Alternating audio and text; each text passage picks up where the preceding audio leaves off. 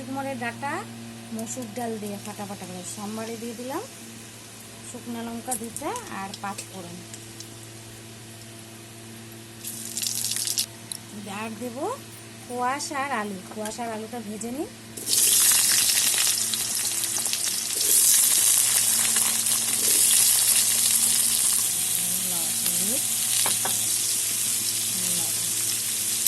ভেজে নিই, তারপরে দেখাচ্ছি।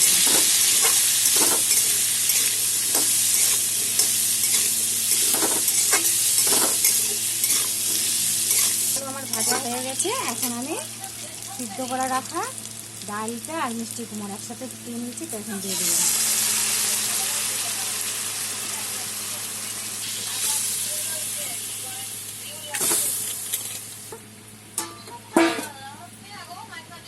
আর অল্প লবণ আর রসুন দেবো। রসুন দিয়ে মিষ্টি কুমড়োর ডাঁটা দিয়ে দিলাম। ফুটে উঠলে চিনি দিয়ে দিই। আমার মসুর ডাল দিয়ে মিষ্টি কুমড়োর ডাঁটা হয়ে গেছে, সব সবজি সিদ্ধ হয়ে গেছে। এখন আমি অল্প চিনি দিয়ে দিলাম।